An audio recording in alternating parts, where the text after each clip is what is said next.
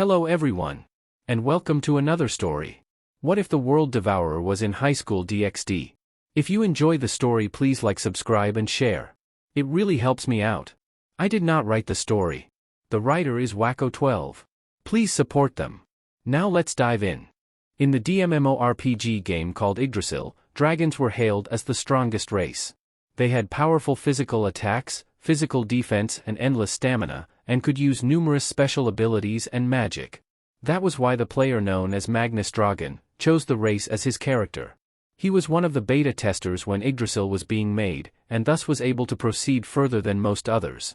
He also became the first player to become world champion.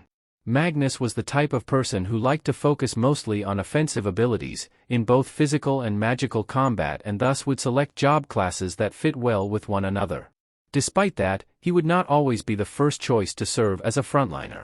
At the same time also used supportive and defensive abilities, but was not overall suited to serve as a tank. Magnus mostly relied on his racial traits and equipment for protection.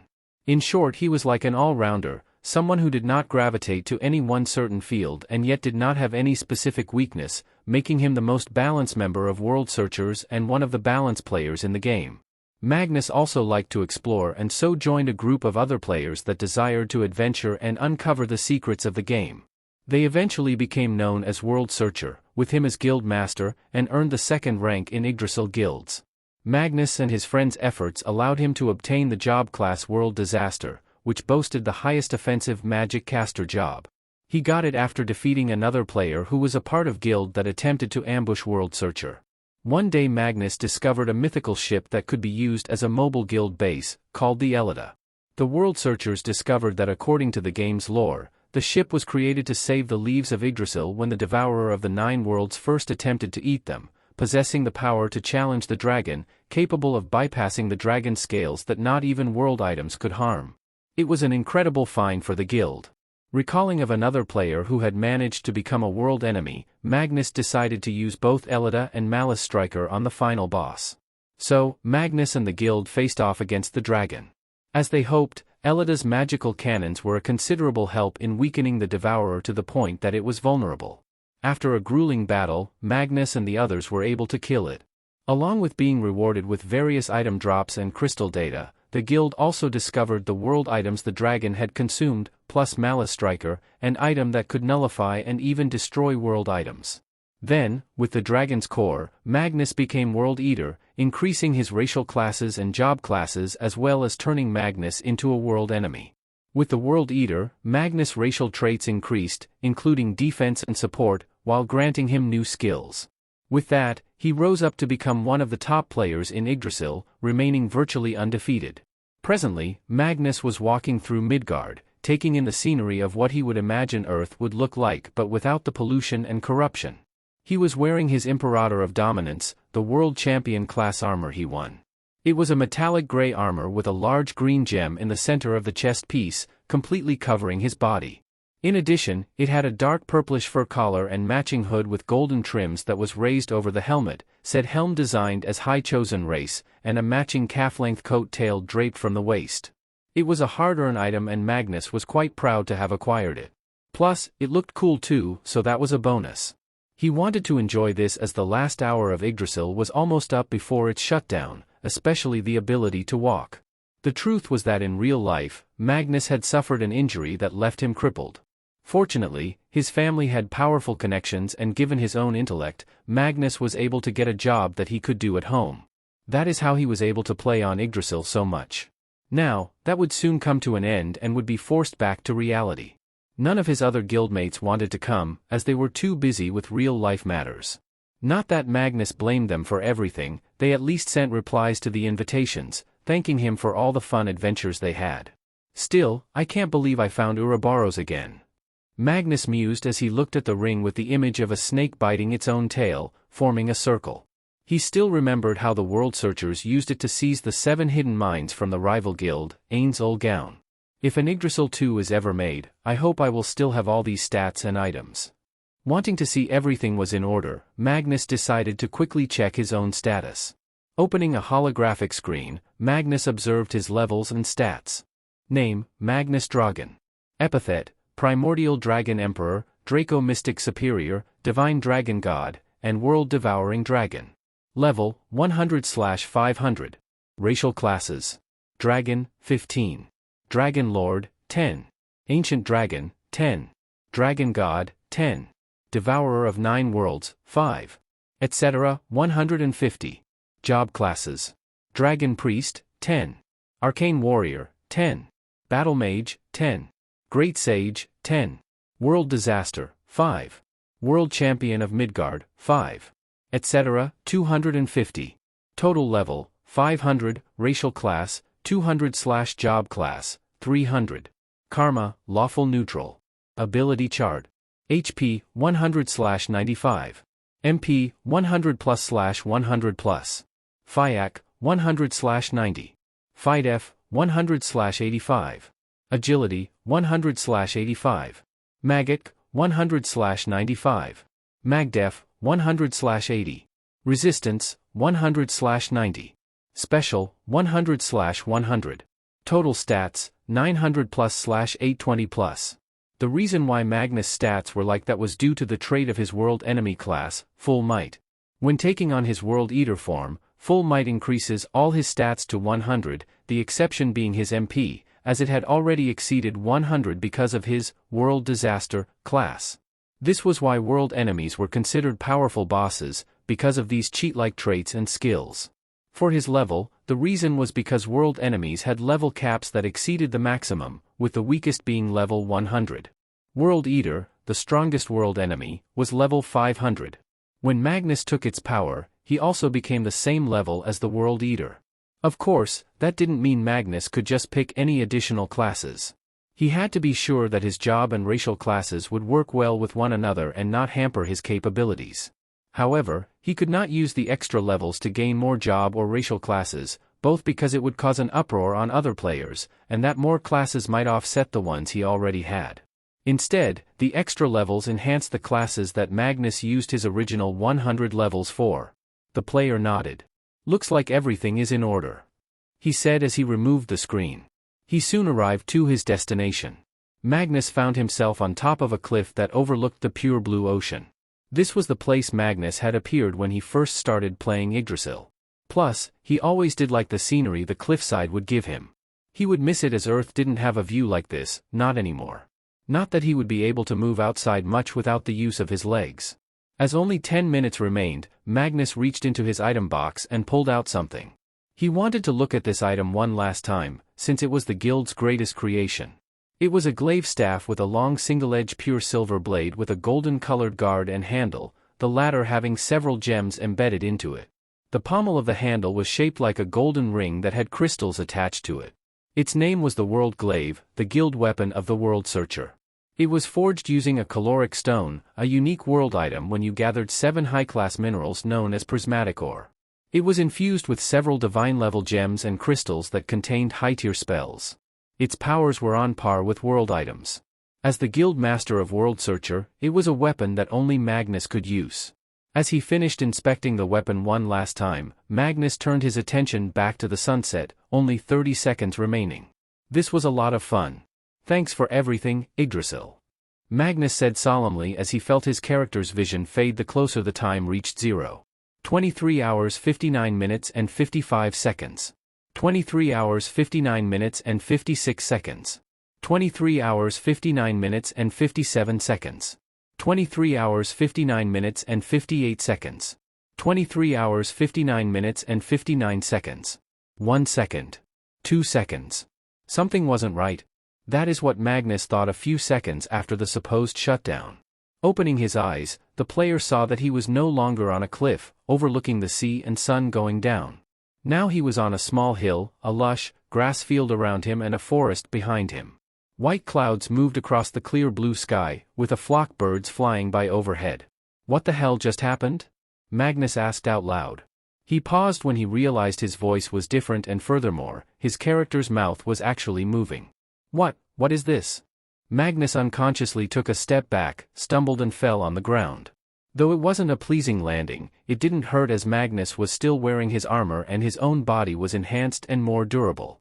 At that moment, Magnus had felt two things attached to his back and realized that they were his dragon wings, as well as his tail. He immediately pushed his body back up and tried to catch his breath. The hell just happened?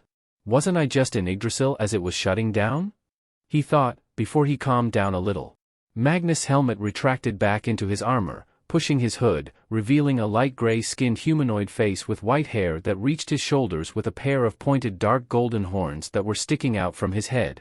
The ears he possessed had pointed tips that were dyed gray. His eyes were a golden orange with slit black pupils of a feline. If one looked closely, they could see the faint signs of scales on Magnus' face. The reason being was that Magnus was currently in his dragonoid form, which could switch between his human and dragon form at will. Slowly, Magnus removed his gauntlets, before feeling his face. It felt smooth and perfectly plain. Then his hand slid up higher into his hair. Again, the sensation was totally different to that of what he knew from his life in New York. The American-Irish Michael Walter did not have hair this smooth, or this color. He then looked at his legs, moving his feet and lifting them up. They felt so real, he could feel them, the nerves sending messages from the brain to the legs and feet. It had been so long since he walked, and yet he could do it naturally as if the accident never happened. How the hell can this even be possible? How can I even feel all this? Magnus asked himself. It shouldn't really be possible to be able to feel the structures, the wind, temperature, or other things with touch.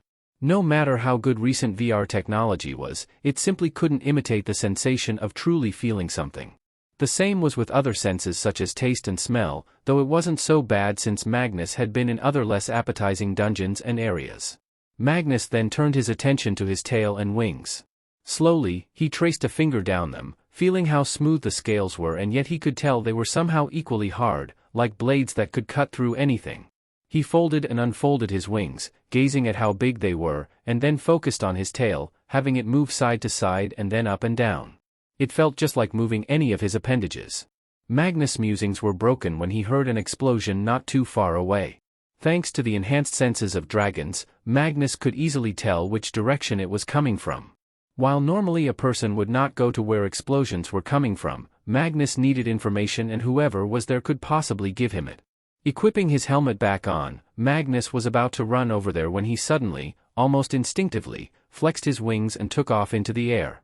Momentarily taken by surprise that he really flying, Magnus seemed to feel completely at ease while soaring through the air at a speed that would put a jet fighter to shame. It didn't take him long to reach where the explosion was happening. Floating in the air, Magnus watched as a young white-haired boy, probably around 13 or 14, was trying to fend off what looked like 7 demons. Magnus noticed how the boy was wielding a staff and seemed to be casting spells. The demons also appeared to be human-looking, with none of the usual demonic-like features. They did have bat-like wings though. The teenager was blown away by an explosion caused by one of the demons and landed roughly on the ground. The demons appeared to be closing in for the kill. Magnus had no idea what was going on, but he couldn't just leave that kid to fend for himself. Guess now's a good time as any to see if I can use any of my abilities. He thought as he prepared a spell. Maximize Dragon, Dragon Lightning. From Magnus' hand came a bolt of lightning in the form of a dragon. It shot straight towards the nearest demon. The lightning killed it automatically upon impact, the electricity amplified due to the demon wearing armor. His comrades had no time to react as the lightning attacked the next closest demon, giving the same results. Shocked, the young man and remaining demons all turned around to see Magnus above them. Several of the latter cried out in anger and conjured magical circles in front of their raised hands. That doesn't look like magic from Yggdrasil. I guess that means I really am in a different world. Magnus thought as he prepared to defend himself.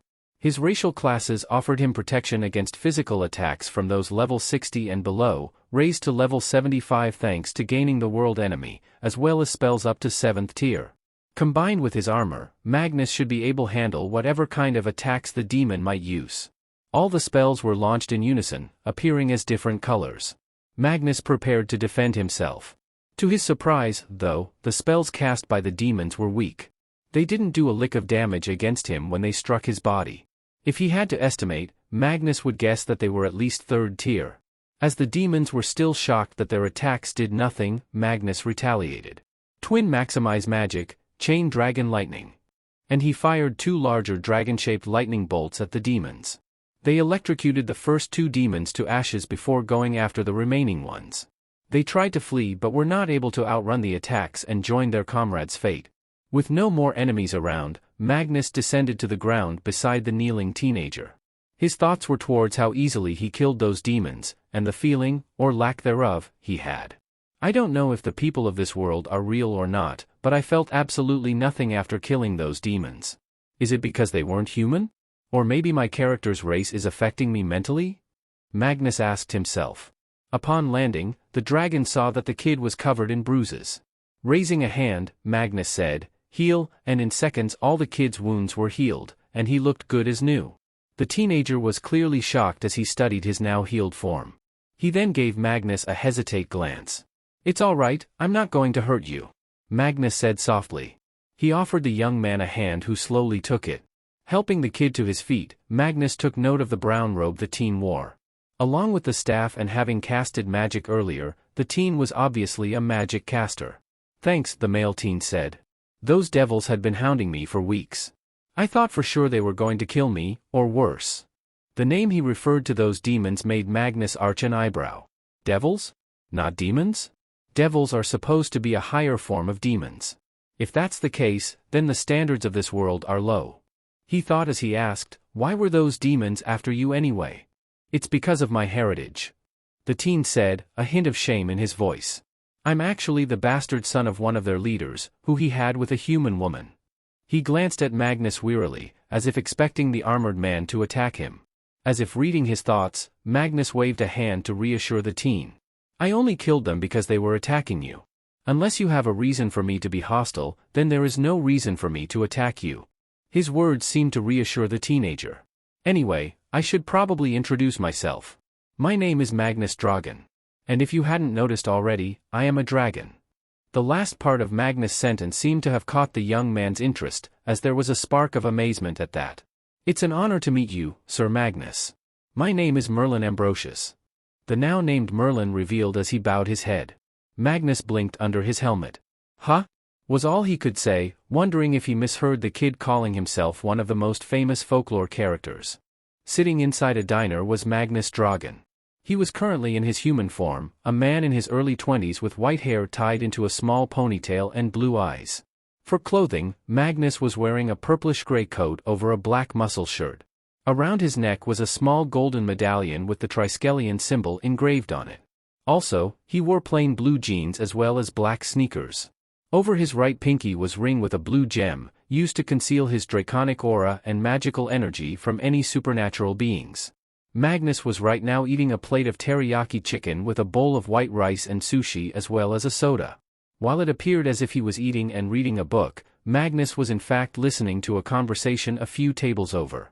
It was between a trio of students from Kuo Academy and 2 young women wearing white cloaks over their bodies. Thanks to his dragon traits, Magnus could perfectly hear them despite the distance.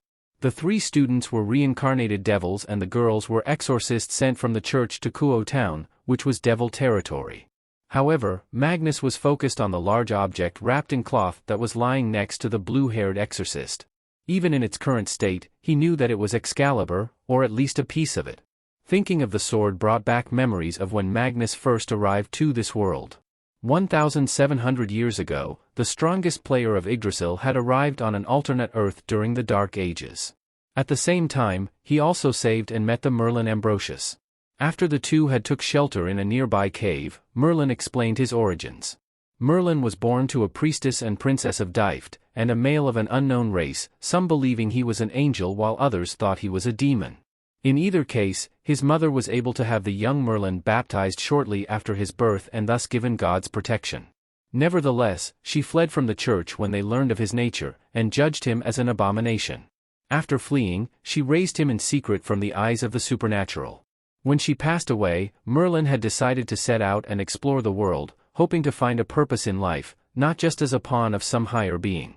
He later learned he had a strong affinity for magic and thus, Merlin wanted to teach magic to other humans.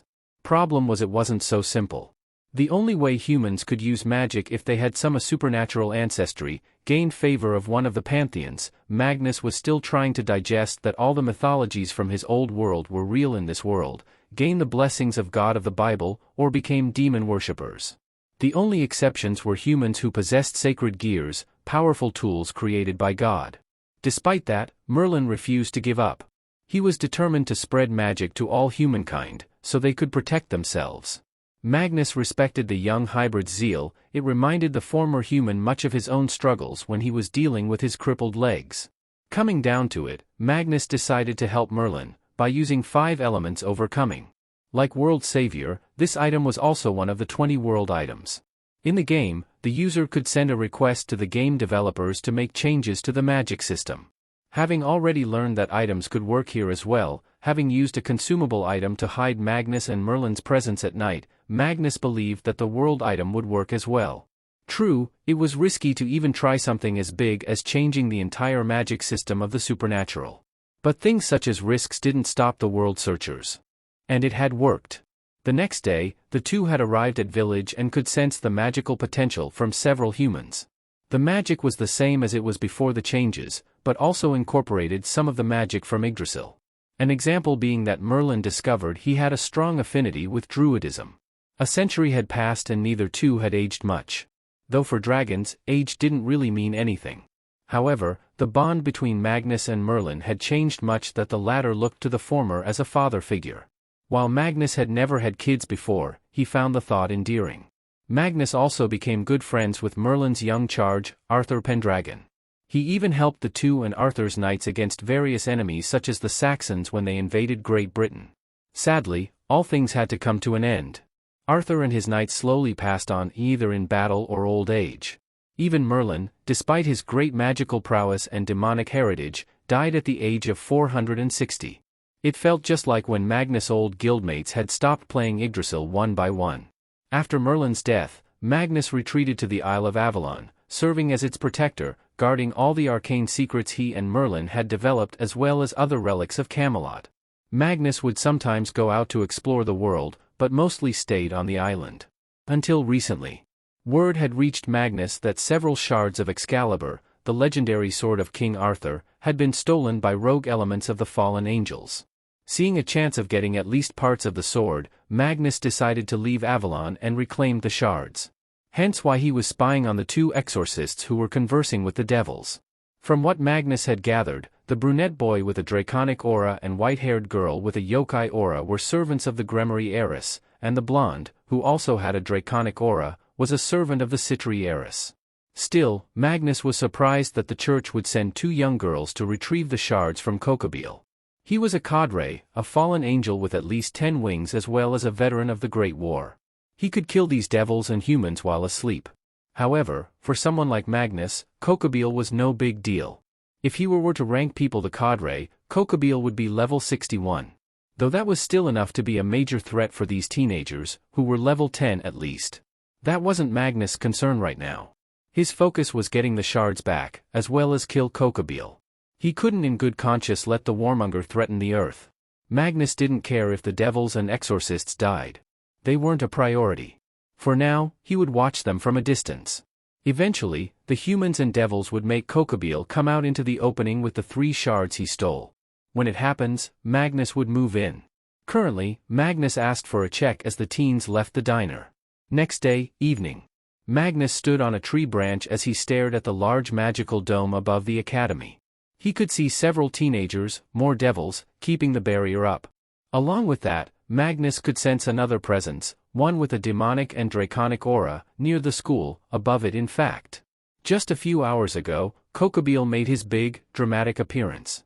Threatening to destroy the town and kill the 2 devil heiresses to restart the Great War, the cadre mockingly invited them to try and stop him. Naturally, the devils were too prideful to think logically and decided to confront him despite the obvious gap in strength. Still, the 3 shards the fallen had stolen were now out in the opening, along with the 2 that the exorcists had brought. Now was the perfect time for Magnus to get them. Changing into his world champion's armor, Magnus used teleportation and disappeared from his spot on the tree and inside the barrier. At that moment, a blonde-haired boy and the blue-haired exorcist were currently facing off against an insane-looking man in priest's clothes. Said man was wielding an odd-looking sword that gave off the same aura as Excalibur. Magnus could only conclude that it was a failed attempt to recreate Excalibur. The blue-haired girl was wielding a sword Magnus recognized as Durandal, while the blonde was wielding a sword that gave off both demonic and holy energy. Also, in the barrier was the brunette and girl from before, along with a blonde girl, an elderly man wearing bishop attire, a well-endowed black-haired girl wearing a shrine priestess clothing, and a busty redhead. The last two were facing off against Kokobeel, who had an amused look before Magnus arrived. Immediately all action stopped. The eyes of devils, humans and fallen angel turned towards this newcomer that just appeared out of nowhere. He wore impressive armor which appeared magical. They could not see his face as the helmet was hiding it. The strange part was that they could not sense anything from him, and some wondered if he was suppressing it. And yet, an unknown feeling crept up inside them. A feeling that was telling them that this man was dangerous, or at the very least should not be underestimated. Well, all except for one. Ah! Hey, fucker! The shit you'd come from? The stray exorcist, Fried Selzen shouted, swearing loudly. He had been enjoying fighting the shitty devil and god's whore with his new fused Excalibur when this guy showed up. Magnus ignored the maniac, and instead opted to teleport where Excalibur destruction was, surprising the others. The dragon grabbed the sword's handle and sent it into his item box.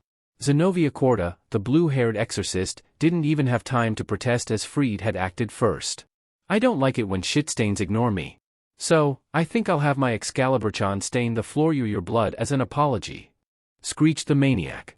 The stray exorcist activated Excalibur rapidly, one of the shards that had been fused, and disappeared from sight. Now using his new speed, Fried jumped into the air, sword raised as he prepared to bring it down on Magnus. The insane man could already imagine Magnus' body being cut in half, blood spilling everywhere. Unfortunately for him, Magnus' dragon senses were strong enough that they made Fried look like he was moving slow. As such, Magnus easily grabbed the blade with his armored-covered hand. The fuck? Fried said, shocked of how easily his supposed prey had stopped his attack. Without hesitation, Magnus raised his other hand.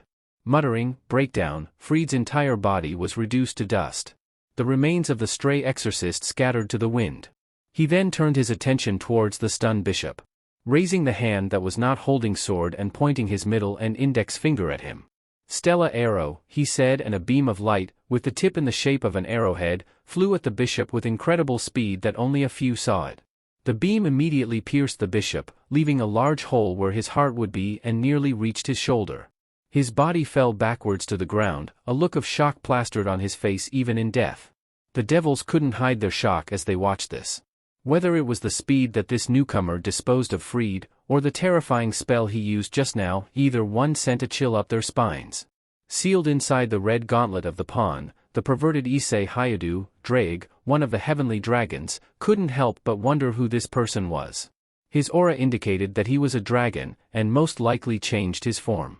And yet, the Red Dragon Emperor felt like he was familiar. Meanwhile, Kokobeel gazed at Magnus with a critical eye. He could already tell that the newcomer was suppressing his powers somehow.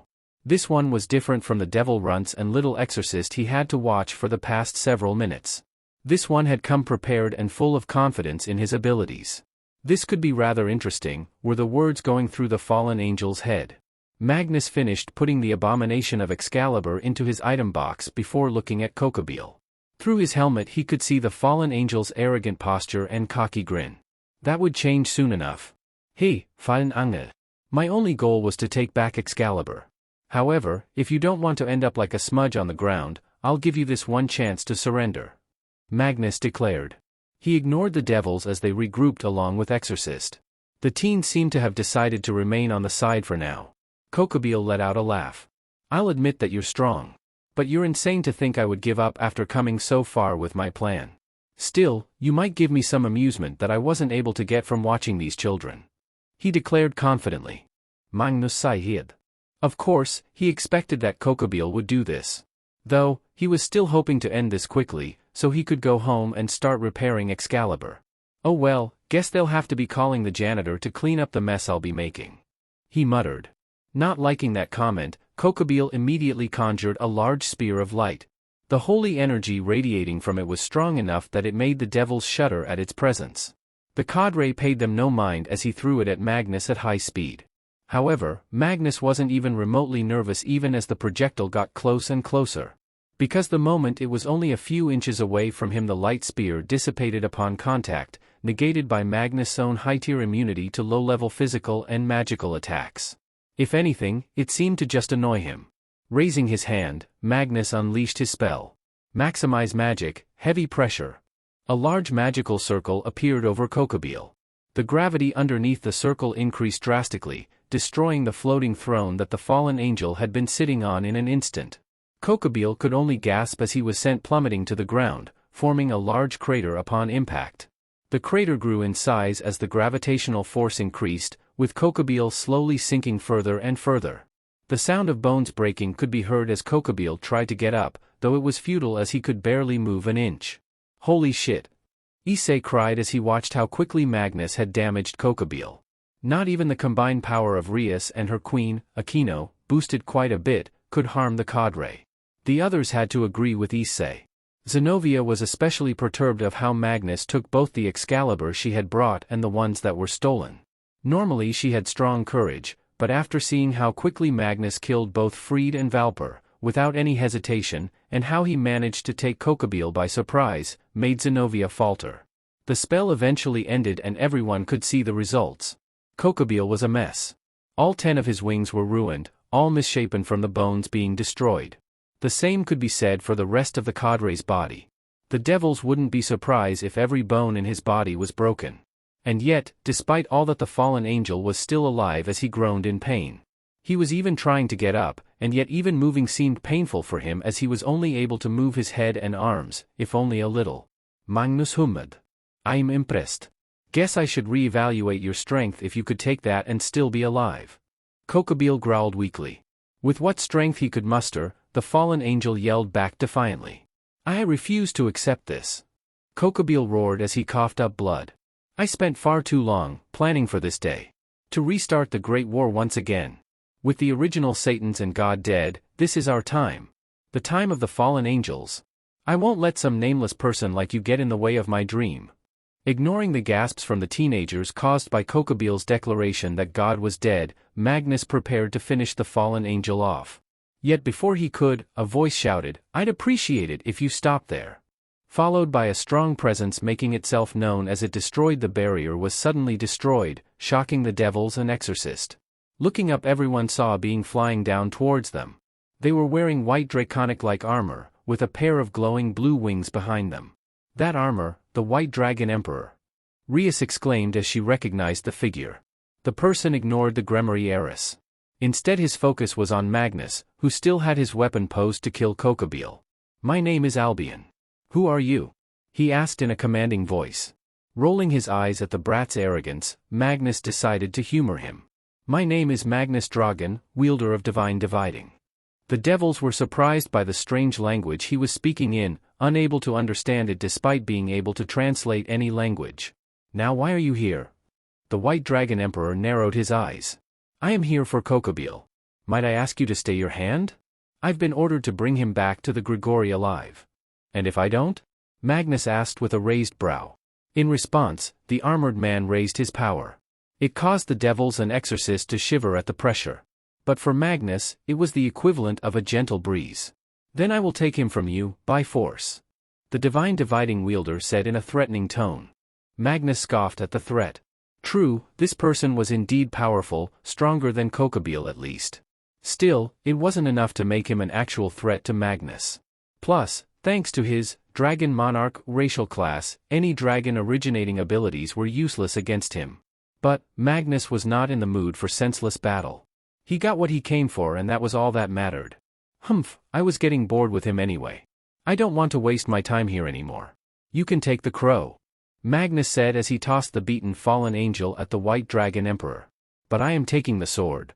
Magnus finished, releasing his own power, dwarfing what the wielder of Albion had released. Everyone, even the White Dragon Emperor, flinched at the strongest pressure coming from the player. Some of the kids felt like they would faint at any second. Fine then. Albion said, now realizing just how stronger Magnus actually was. Walking a safe distance away from the divine dividing wielder, who proceeded to roughly heft Kokobeel over his shoulder, Magnus used Gate, tearing a space in the air. He turned around one last time to look at the White Dragon Emperor. However, Give this message to your Governor-General. Next time this happens, Magnus Dragon will be coming after him," Magnus declared.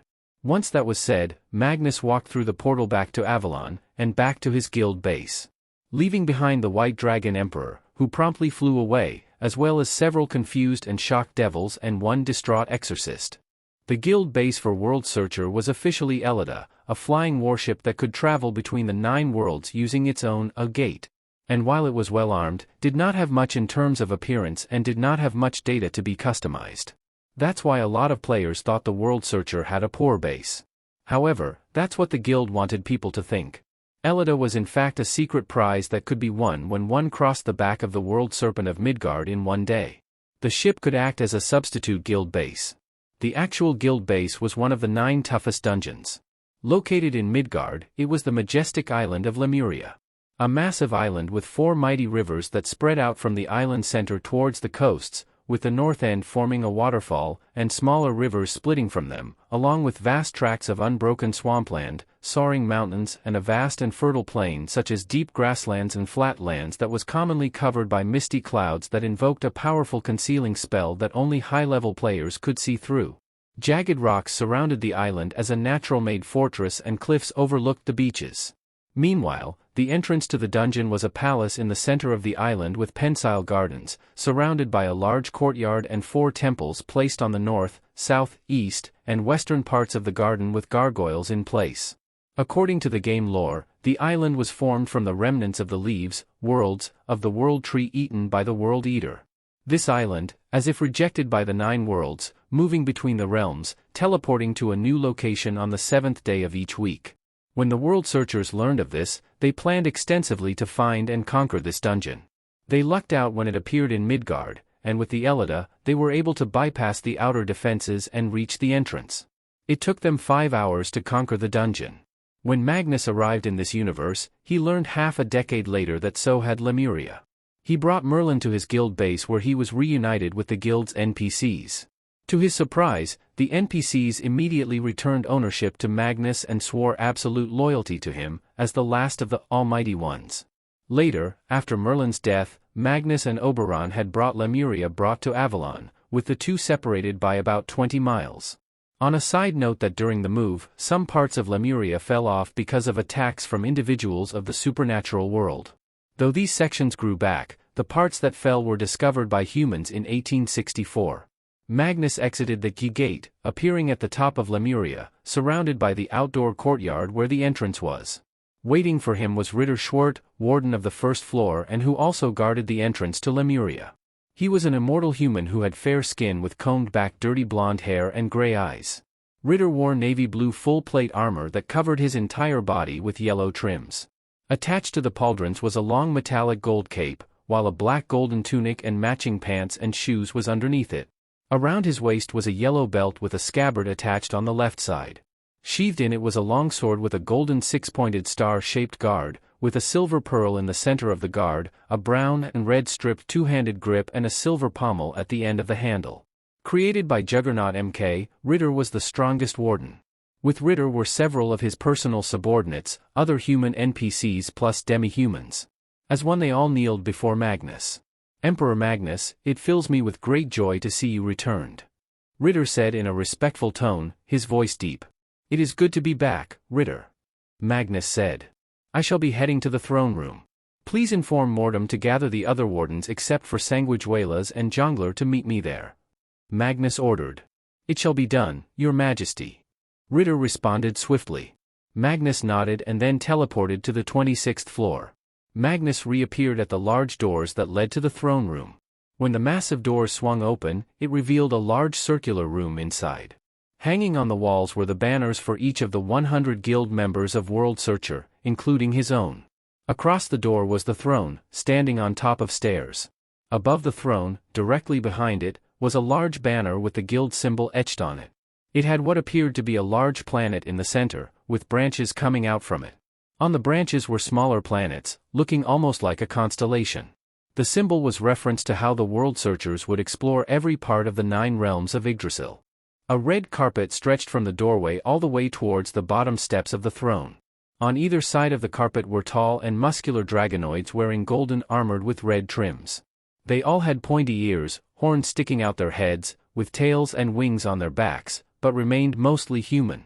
More of them were standing near the walls, 3 underneath each banner. They carried ornate poleaxes with an axe blade on one end and a hammer on the other. They were Draco Goliaths, level 60 dragonoid NPCs summoned by Magnus or from the mercenary system, and served as his personal guard. They're taller than normal dragonoids, good in melee combat and could enchant their weapons with magic for additional damage. Depending on what their dragon ancestry was, they had resistance towards a specific element. Near the throne was a female dragonoid. Unlike the Draco Goliaths, she looked human barring a few features. Her skin was a light shade of orange, with darker shades where her scales were, being her hands, forearms, legs and feet, shoulders and the sides of her head where her ears were, covering the edges of her cheeks. She had long red hair that reached her waist and a voluptuous figure with average-sized breasts, and green eyes with black slit pupils. Sticking out from her forehead were a pair of yellow horns that pointed up. She wore a purple-sleeved dress that fell just below her knees, with a slit on the right side, revealing her orange tail sticking out from her rear. On her feet were red high-heeled sandals that showed some of the orange scales on her legs. Over the dress was a reddish-orange armor, and greaves over the heels. In her right hand was a double-sided sword, with silver single-edged blades and red-brown handle. This was the Guardian Commander Sol Ballier, head of the Royal Guards who protected the 24th floor and the creation of Skyfall. She also commanded the Custodians on the floor too. Custodians were another group of NPCs of Lemuria.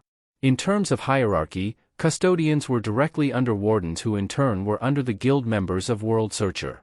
These NPCs had levels between 50 and 90, with a rare few at level 100. Custodians were charged with protecting certain positions or taking up specific roles based on their classes. Some of them were even placed in one of the first 20 levels and served as subcommanders of said level's respective warden. Should a warden be defeated, then the Custodians would take command.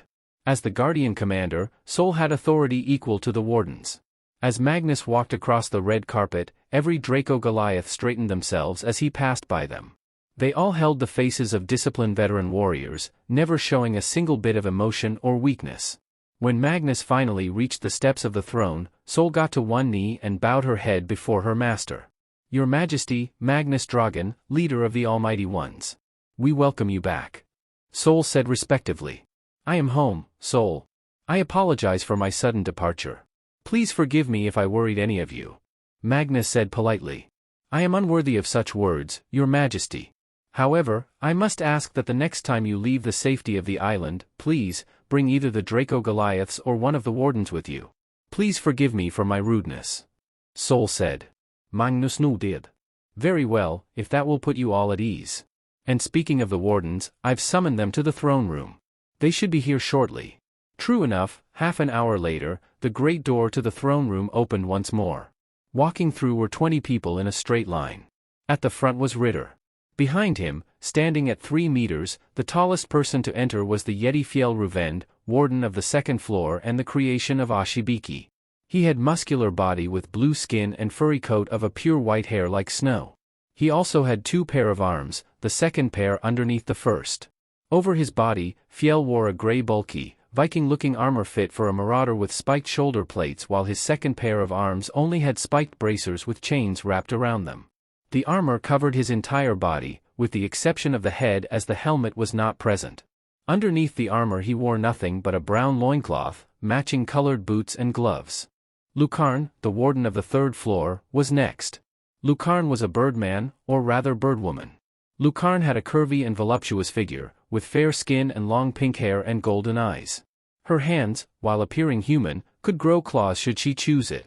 Lucarne wore a golden bronze fur neck choker and a black corset leotard with white flowers imprinted on it and showed much of her large cleavage with a small skirt attached. She also wore bronze bracelets over her long black fingerless gloves that went just past her elbows, and matching bands on her ankles and chest piece. Lucarne had long black toeless stockings that ended at her thighs, and thus was barefoot due to her talons. Strapped to her back was a bronze-trimmed quiver filled with arrows, while a golden bronze longbow with different gems embedded in it was in her right hand. Her creator was the guild member Big Horner, who had suggested conquering the dungeon in the first place. A purple-skinned woman came in next, her feet just a few inches off the floor as she floated behind Lucairn. Her black hair was tied up into a ponytail. She possessed a buxom and slender figure, which was further shown by the clothing she wore. Said attire consisted of tanned harem pants and dark golden slippers. The upper part consisted of only an orange bandeau, red lace and matching detached sleeves. She wore golden rings and bracelets on her fingers and wrists and a golden necklace around her neck that had a purple diamond in it, all of which were high-level items. Her name was Kujtim Ankohem, a genie who served as the warden of the 4th floor and created by Giga Locust. Following her was Gahara Neil Sagar, a merfolk and warden of the 5th floor and the creation of Clean Rugby. Standing roughly 6 feet and possessing a lean muscular build, Gahara had sea-green skin with gills on his neck, fin-like ears, and sharp teeth. A fish tail was sticking out from his rear. Instead of hair, his bald head possessed a single shark fin protruding from the center. He wore a sea-green chiton that reached his knees, with a moss-green toga with golden trims and blue chlamys around his shoulder that covered the left side of his body over it. Over his legs he wore dark blue bracky pants, brown sandals, and the long golden sash wrapped around his waist. Coming up behind was a large muscular orc with green skin and a pair of sharp tusks sticking out from his bottom lip. He wore an open sleeveless fur-trimmed dark tan coat with khaki-colored fur, allowing people to see his open chest, and charcoal bracers over his arms with chains wrapped around them. For the lower portion he wore matching pants and long black boots. In his right hand was a large knobkerrie made of wood and metal. It had beads wrapped around the top, just below the knob. He had yellow eyes and a pair of long sharp teeth sticking out from his lower lip, and animal tattoos covered his body. Hanging from his pants were various animal totems. This was Wu Ming's creation, Krogagarb, an orc king and warden of the 6th floor. The creation of 10 hands, Zion Axis Mundi was an Empyrean seraph, the highest tier angel and warden the 7th floor. He was a handsome young man with long curly blonde hair that reached his shoulders, had fair skin and blue eyes. Zion also possesses a muscular build, enough that they can be seen from under his clothes. Said clothing consisted of a white long coat with a high collar, multiple golden buttons, striped pants, and gray boots with a silver belt wrapped around the coat at the waist. And though they were currently retracted, Zion had a total of 14 wings. The warden of the 8th floor was the powerful doppelganger named Nabuts, created by Djheavy. Though not his true form, his current form was that of a young man with fair skin and brown hair. Nabuts wore an olive zipper tracksuit, consisting of both a trouser and sweatshirt. He had a black shoulder bag hanging from his right shoulder. A pair of shades covered his eyes, along with an orange beanie with a white stripe, and adding the matching neck warmer underneath the tracksuit, Nabuts' face was completely covered. For footwear, he had a pair of red and white sneakers. In his left hand was a book. The next person was a young woman who had the appearance of being in her early 20s. She was a beautiful woman with pure fair skin. Her straight, smooth lime-green hair reached the middle of her back and matched her eyes that had a cold, emotionless stare. Her current attire was a double-breasted purple military uniform that showed off her figure well, along with a military beret. Her skirt matched her uniform and covered her thighs, followed by black stockings and purple leather-heeled boots. Attached to her golden epaulets was a waist-length black cape with a green interior. The warden EZY Sigma, an automaton as well as one of Magnus' personal creations who guarded the 9th floor. An elder black ooze, the slime called Jam Axel, was the warden in charge of the 10th floor. His current appearance was a young boy around 15. He possessed pale skin, blue hair, and blue eyes. For clothing he wore a long-sleeve teal-collared shirt, an open charcoal vest and cargo pants, and tanned riding boots with spurs. Around his waist was a black belt with golden star-shaped buckle, a white gem embedded in the middle. Hanging from his neck was a gray bandana with white swirls decorations as well as cowboy hat that matched his vest. Currently in his mouth was a cigarette. Axel's creator, Oddman, designed him based off his son in real life who was a fan of cowboys. Yugure Ashigatsu was the warden of the 11th floor and was a Keijiru. She was a beautiful woman with a voluptuous figure of a courtesan with dark golden eyes that were highlighted by the purple eyeshadow she had. She had smooth, straight long dark brown hair that nearly reached the floor, with 2 golden pins on the back of her head holding some of it into a bun. Her attire consisted of a green kimono with black stars on it, and a blue obi. Over the kimono was a reddish-orange Haori cardigan that had black flames going across the trims and yellow geta sandals on her feet. The kimono was slightly opened, giving view to her enormously large breasts. Her creator, Agent Tie-Dye, put a lot of effort in her appearance. The warden of the 13th floor was a demon named Demogorgon. Physically he appeared to be human, with short black and red hair while having crystal blue eyes with black sclera. The only things that appeared odd were his gray skin and sharp yellow teeth. On both ears were several earrings in the form of nuts and bolts and a piercing on his tongue. He wore a black pants and long black boots that had 3 straps on it, held by bronze buckles. Covering the upper portion of his body was a black blazer with zippers on the sleeves and zipper pockets, and underneath was a Gothic-style black waistcoat, a long-sleeve red oxblood-collared button shirt with an upturned collar and a black tie. Demogorgon also wore black gloves and a chain belt around his waist. He was the pride of his creator, Ego Sabbath.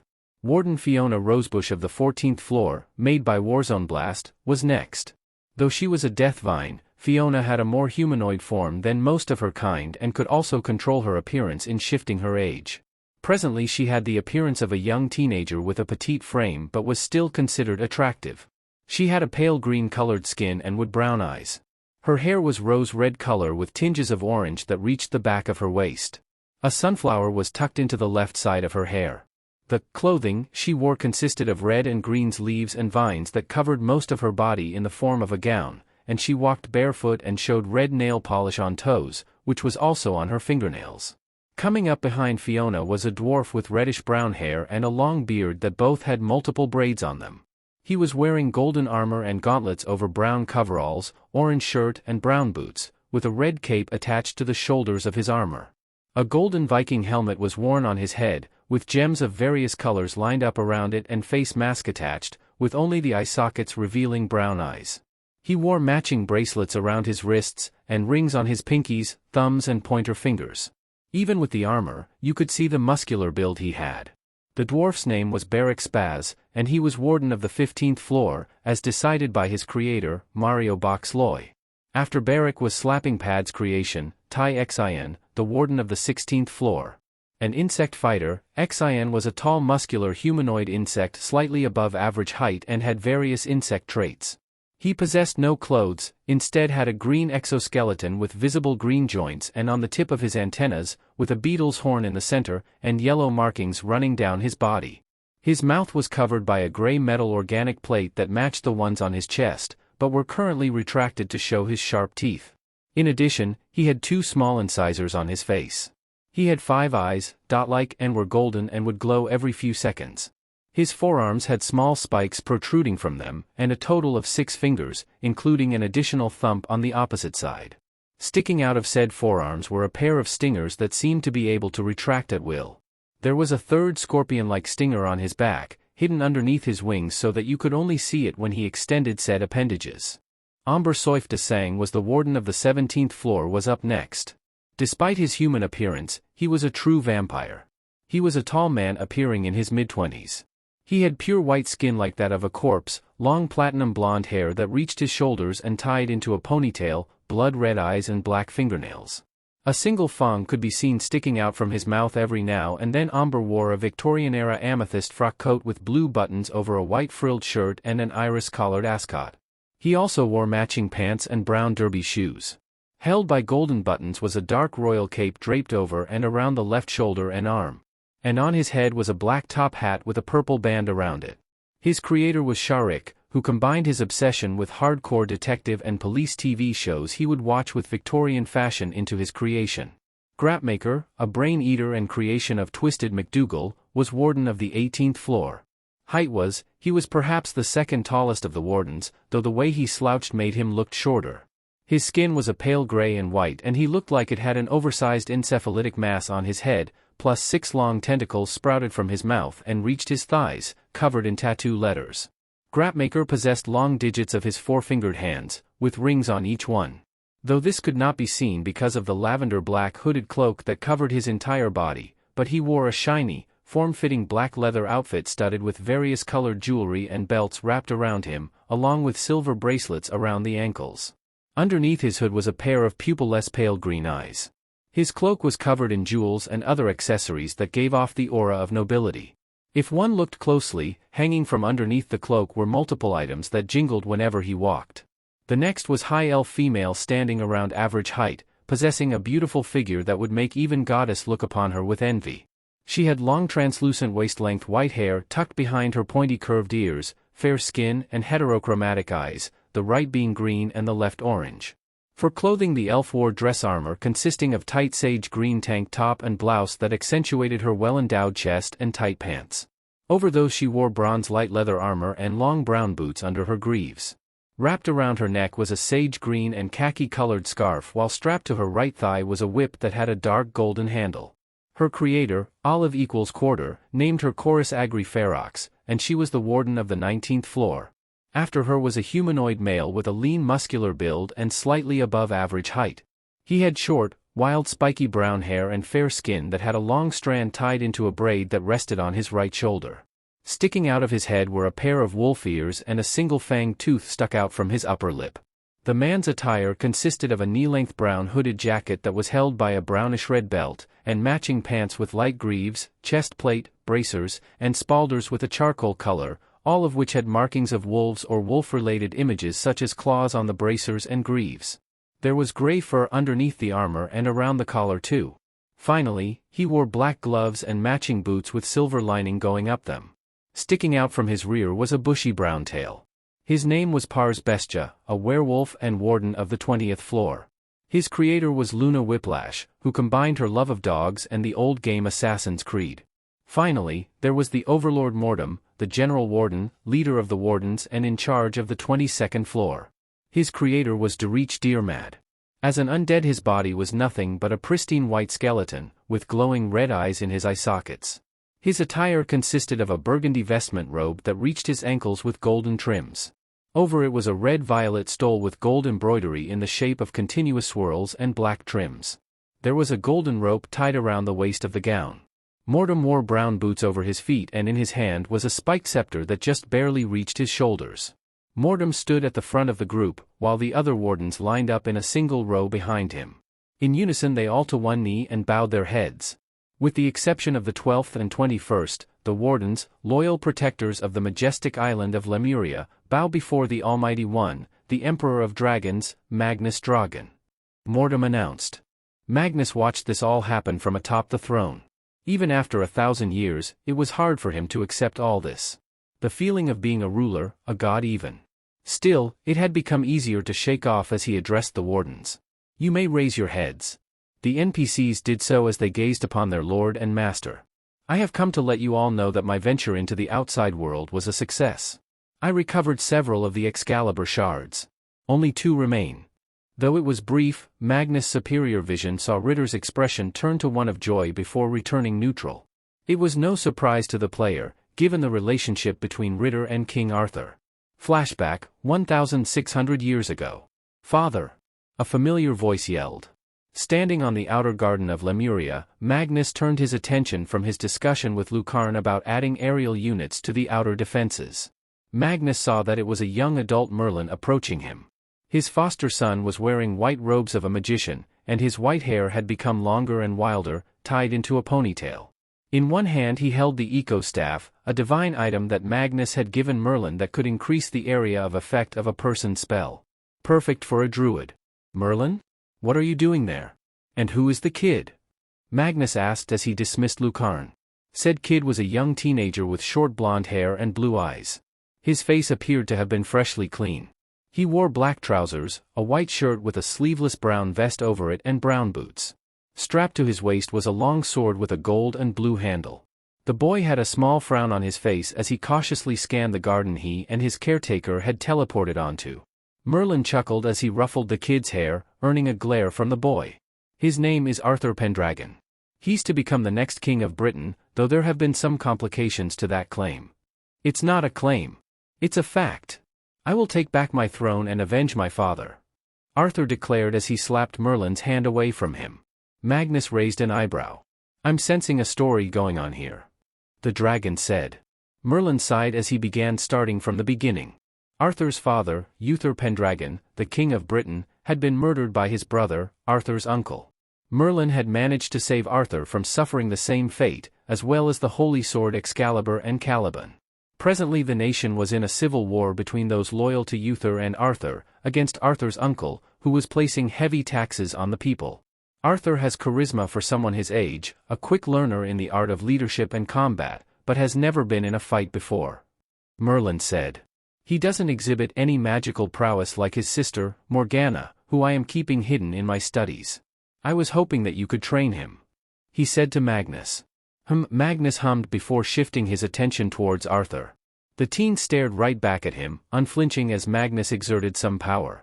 His eyes were those of a person who were willing to take on anything or anyone. Tell me, do you want to become king?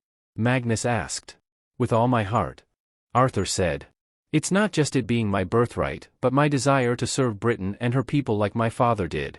My uncle is oppressing my countrymen and it's my duty to stop him and bring justice for my father.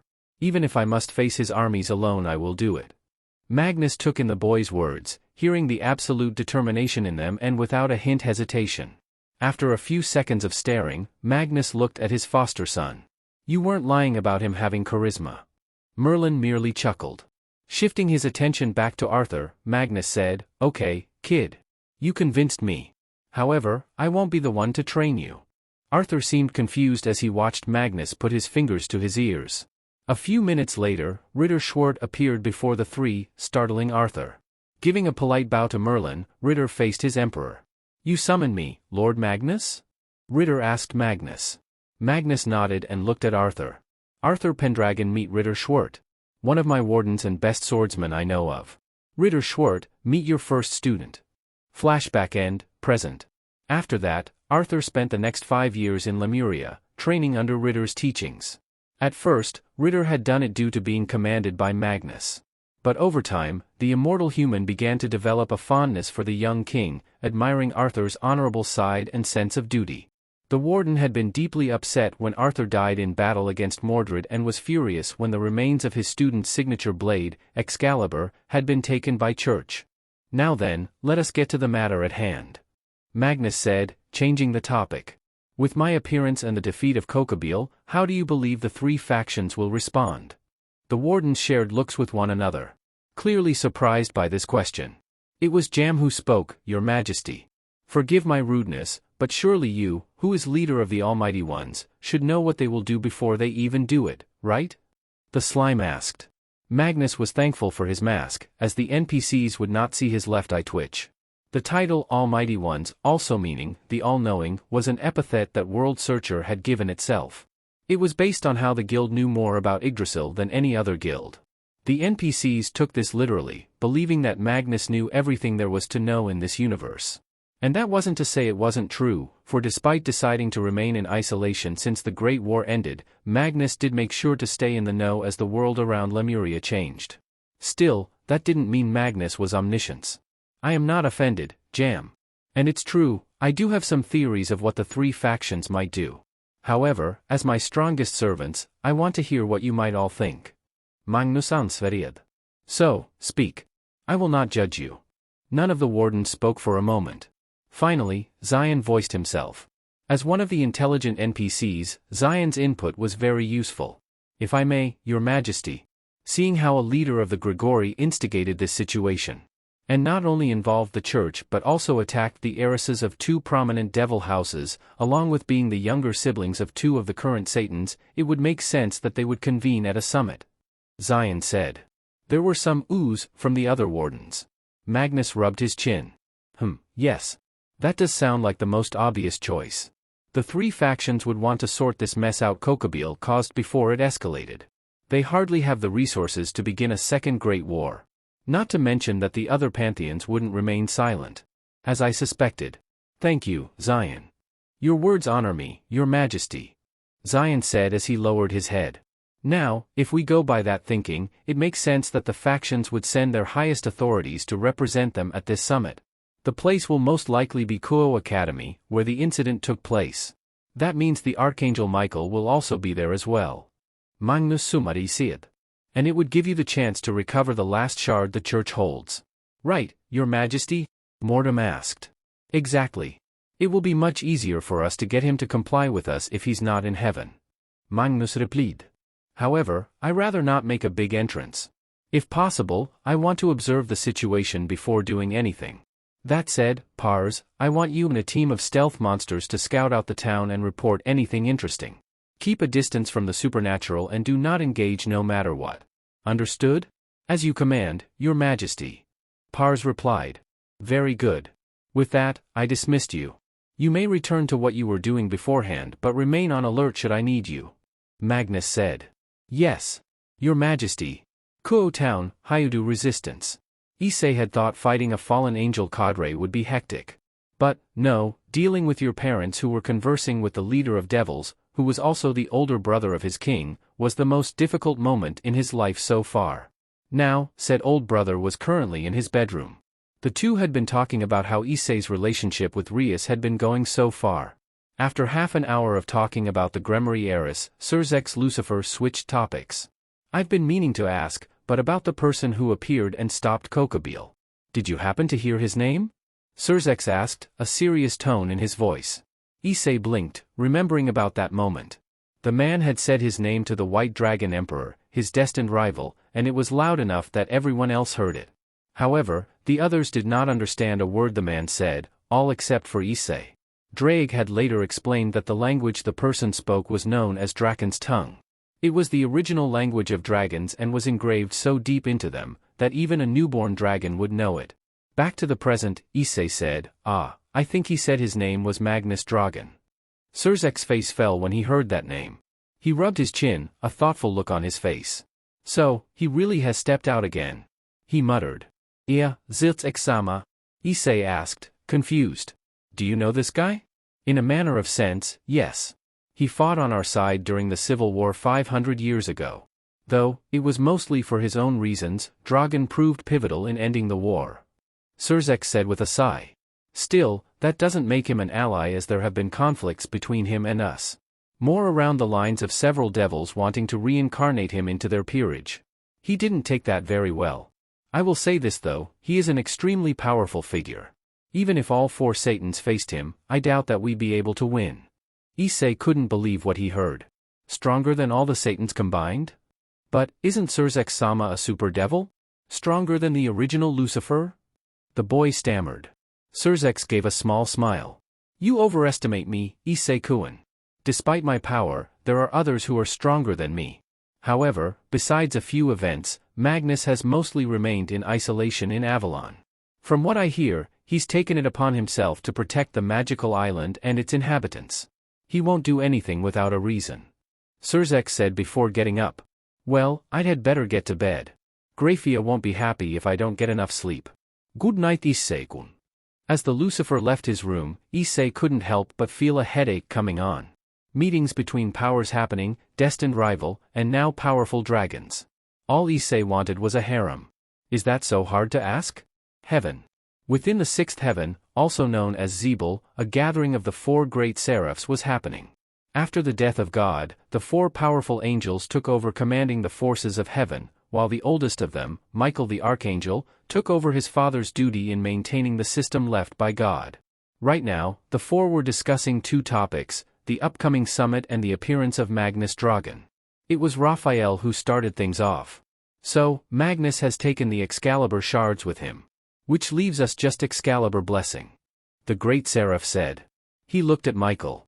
How is the church taking it? As the leader of heaven, Michael was the one who dealt with the church the most. Said Archangel sighed. Not well. Many of them are angered that they were taken by an unknown factor. The leader of heaven said. It was mostly the older members, who had demanded that a task force be made to hunt down Magnus. Michael and the Pope immediately squashed that idea for various reasons. The first being was that they had no idea where Magnus was, and the second being was that anyone sent after him would be killed, given how powerful Magnus was. To the upper-ranked angels and veterans of the Great War, Magnus' actions were not much of a surprise. When the player had used 5 elements overcoming to change the magic system, it caught the attention of many mythologies. God, with Gabriel accompanying him, had descended to Earth to find the source. That was how they met Magnus, who was training Merlin. Surprisingly, the meeting ended pretty well. Magnus had only done what he did because he wanted to help humanity defend itself, and his shine towards the young Cambion. In fact, Magnus had even saved Gabriel's life once and was the last person to see God alive. After the war ended, Magnus had gone into isolation, taking Avalon with him. The angels had tried to find the dragon, hoping perhaps Magnus had some way of resurrecting their deceased lord. However, they had no luck and eventually gave up, instead focusing on rebuilding their forces and stabilizing the system. But, with the current situation as it is, I believe Sir Magnus will make an appearance at the summit. Michael said. It was not a question, but a fact. That got the other three's attention. What makes you say that? Uriel asked. Quite simply, his obvious desire to recover the remaining Excalibur shards. Michael answered his sister. If it was enough to make Magnus come out of hiding after all these years, then there is no doubt that he will come if I make an appearance. He won't risk attacking the Vatican directly. Magnus knows what kind of effect it would cause for humanity. Still, even if we give him Excalibur blessing, we cannot be sure he won't attack us. In that case I should go with you, brother. Gabriel said, earning surprise looks from the others. If Magnus truly does make an appearance, I might be able to ease the situation, so we can negotiate because we know one another. The most beautiful woman in heaven explained. Michael contemplated over this. While it was true that Gabriel might be able to help, there were risks in letting her come to Earth. The presence of two great seraphs might cause other forces to try and assassinate them. The other reason was that there might be a chance Gabriel could possibly fall. While Michael knew better that such a thing would never happen, it was still a possibility. Still, besides God, Gabriel was the only person Michael knew who ever spoke to Magnus. If there was truly a chance that she could negotiate with the dragon, then, very well. Michael said. Gabriel will accompany to Earth and attend the summit. Gabriel appeared grateful, but Uriel and Raphael were still unsure. Michael, are you sure this is the right choice? Uriel asked. I can think of no better idea. Magnus is an entity on par with the infinite dragon god. If we can stem his wrath, then it's the best choice we have. Michal answered. Kuo town. Valley Lucifer, descendant of the original Lucifer and wielder of divine dividing, watched as students and parents headed towards Kuo Academy. He was currently standing on the roof of a nearby building, leaving him out of the human's line of sight. Vala's arms were folded as he paid special mind to a group of certain devils, one of whom was his destined rival. Speaking of said rival, the reincarnated devil, Issei Hayadu, was a disappointment. Despite being a devil now, the brunette hadn't improved much. He couldn't even use balance breaker, let alone stay in an incomplete one. All Issei desired were breast and a harem, barely focusing on fighting or becoming stronger. For someone who desired battle, Valley was tempted to kill the boy and hope boosted gear would transfer to someone who would be a worthier opponent. I can't help but feel sorry for Drake. Spoke Albion, the White Dragon Emperor and who inhabited divine dividing. Being stuck with such a host must really hurt his pride. True, but maybe we can get some surprises from Hayadu during the summit. Valley commented as he had a thoughtful look. Hello, Valley. The familiar emotionless voice from behind said, causing his eyes to widen slightly in surprise before turning his head. Looking down, Valley stared at a cute young girl with long black hair down to her hips and gray eyes. Though you could not see it with her long black hair, her ears had pointed tips. She wore what could be described black and purple Gothic Lolita dress. Her face showed no emotions and her eyes appeared to be lifeless. Despite her appearance, Valley knew better. This was Ophis, the Ouroboros dragon and infinite dragon god, one of the strongest beings in existence. And unknown to some, she was also the leader of the Cows Brigade, a faction that consisted of multiple races who were displeased with the current system. All of it was to help Ophis regain her home, the dimensional gap, from Great Red, another powerful dragon on par or even greater than Ophis. Ophis, Valley greeted, watching as the girl walked towards the edge of the roof. Here to check out the academy? He asked. He knew that the old Satan faction was going to make an attack during the summit, but Valley didn't think that it was enough to garner Ophis' attention. I can still sense his aura here. Ophis responded as she kept her eyes focused on the school, not really answering the Cambion's question. Valley raised an eyebrow. His? Oh, you mean that guy who defeated Kokobile. Magnus Dragan. The man, or rather dragon, was a mystery to Valley. Albion didn't know much about him because he and Drake were sealed by Godway over 1,000 years ago. However, when Valley returned to the Grigori with Kokobile, he told Azazel, leader of the fallen angels, what had happened. The man panicked. Apparently, the name really spooked the 12-winged fallen angel and kept muttering about broken, just curious and accidents happened. Azazel was known for many things, most of which consisted of being an inventor, having an interest in sacred gears, and a pervert. But, never has Vala seen the man who took him and so scared before. That also meant that this Magnus Dragon must be truly strong, especially if Ophis came all the way here just to see if the guy's aura was still hanging. Tell me, Ophis. What's so special about this Magnus Dragon anyway? I get that he's strong, but that's really it.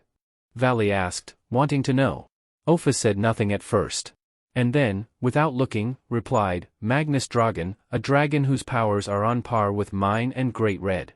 If he had helped me half a millennium ago, I would have already regained my silence. Now that made Vala's eyes widened. Ophis was the strongest being existence barring Great Red. If she wanted to, she could destroy the entire Earth on a whim. And she said that Magnus Dragon was on par with her, and together they could defeat Great Red? Something stirred inside of Valley. A grin formed on the wielder of Divine Dividing's face, one that someone would have as if their wish came true. The prospect of someone powerful enough for Valley to test himself against filled the hybrid with joy and anxiousness. Neither of them noticed a brown-furred wolf hiding in the shadows, watching with yellow eyes, before slipping away. And that's it for today. I hope you enjoyed. If you did, please like, subscribe, share and support the original writer. See you in the next video?